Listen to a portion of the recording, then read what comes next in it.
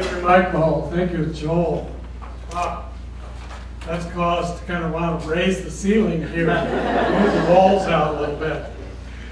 Creativity has no expiration date. Life's urge to move through us in new and interesting ways never ceases. And it is time we relinquished all those erroneous beliefs about limitations or insufficiency, particularly with regard to age. I love that. So today after service, we're having a special workshop, Alive and Ageless, how to feel alive and live fully every day of your life with Dr. Maxine. And for those of you who are going to stay for the workshop, I personally was creating yesterday some snack foods so we'd have some nourishment. So I made sure that we got through that with all of the fullness and aliveness that we want to. And so today we have a guest speaker with us to give us a message, and I'm sure it's going to have something to do with Dr. Maxine and her workshop. But I was instructed to introduce our speaker as Dr. Schmidt.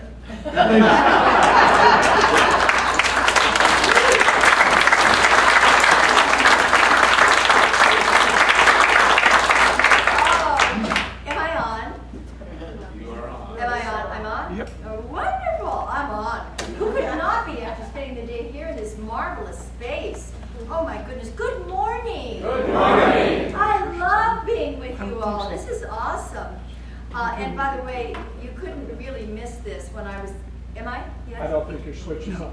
My switch is not on? Dr. Michael?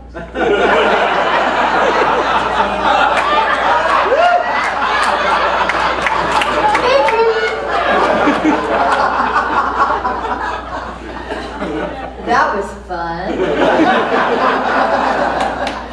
Oh, thank you. So again, good morning. Good morning. And oh my goodness, I've been here since before 9 o'clock because I wanted to come to that wonderful meditation service. I highly recommend it. It's the first one I have attended here, and it's a lovely way to start the day, really creating such sacred space that takes us through all the rest of the morning. So come on down at 9 o'clock over there. And just from the very start, I have felt this incredible sense of joy and peace and wonder and aliveness being with all of you today. I want to tell you about this book. Many of you know about this book. You know about this book, but you don't know about this book because this specific book was given to me by Dr. Michael, Dr. Tigger himself. And so I think of him every time I'm looking something up in here. Thank you so much, Dr. Michael, for inviting me to come, and to all of you for your great love and support. It's just really awesome to be with you. And there, now am I looking more intelligent? Anything I can do to help. But so this, I'll explain this to you. Now you know the secret of my aliveness and agelessness.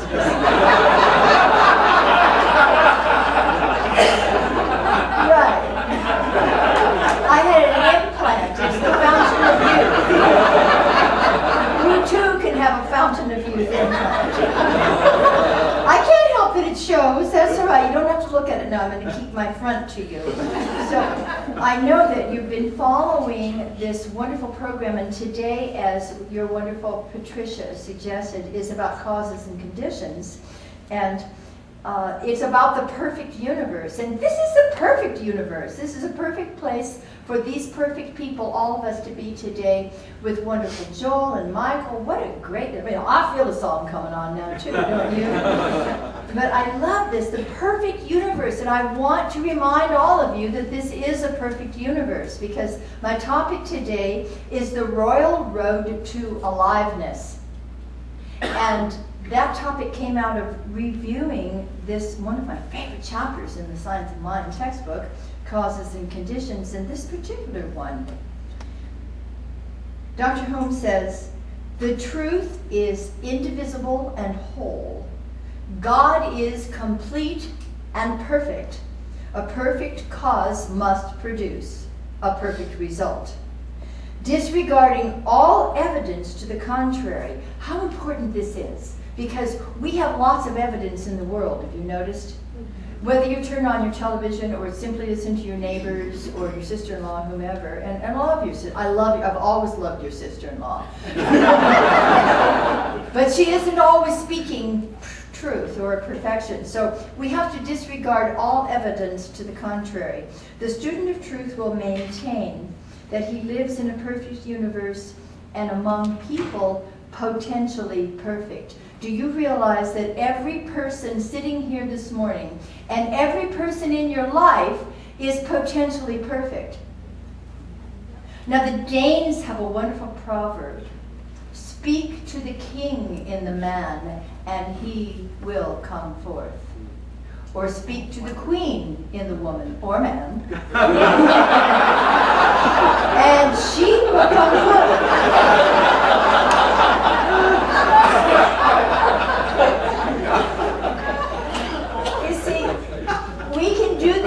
Without saying a word. Hi, didn't see you. We can speak just within our own minds and hearts by recognizing the truth about another person, that is a divine being ready to be recognized as such. You know, it's often said that people are either expressing love or requesting love. And sometimes people request love in a very odd way, don't they? But if we stop and pull back, detach emotionally long enough to realize that person is requesting love, like a 2-year-old tugging at mom's skirt, maybe kicking shins. Love me, love me, love me. That doesn't mean that we put up with somebody's bad behavior. But it does mean that we have the opportunity within our own consciousness to speak to the perfection of that person and to realize that love is present within him or her, present within each of us. Because isn't love a divine attribute of God? Isn't it our very essence? Didn't we come in with that? And so we get to recognize it within ourselves and within one another. And it's wonderful to come to communities like Centers for Spiritual Living, because it's a great opportunity for us to remember who we are and to remember who each other may be. So we speak to that divine presence, to the perfection within the person. I have a wonderful mantra that I love to use, especially when I'm doing couples workshops. I want to teach people something important. And that is to begin every day with the recollection, I am loved. And my life is working. Say that with me. I am loved and my life is working. What a great way to enter into every new, as Mary Mann Morrissey would say, every brand new baby day. It's a brand new baby day, she says. To enter into that wonderful new day with the awareness that I am loved. I don't have to go out looking for it. I'm loved because I am loved. I'm already the beloved in whom God is well pleased. Isn't that a good thing to remember? Say that one with me. I am the beloved in whom God is well pleased. Now, how is it that our lives are working? You're here.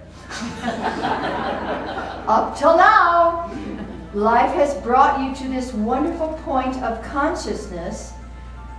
God is calling. I feel a song coming on.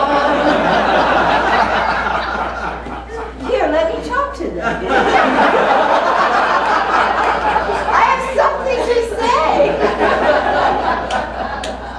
Your life is working wonderfully. Would you like it to work more perfectly? Yes. Yeah. Well, of course. That's what we're all on this wonderful spiritual journey for. So it's true. I am loved and my life is working. One couple seminar, there was a couple who was taking it for the second time. Some people like to do this every couple of years, just sort of like an anniversary present to themselves or whatever. And this was one of those, you know, old-fashioned kind of couples. It was a man and a woman.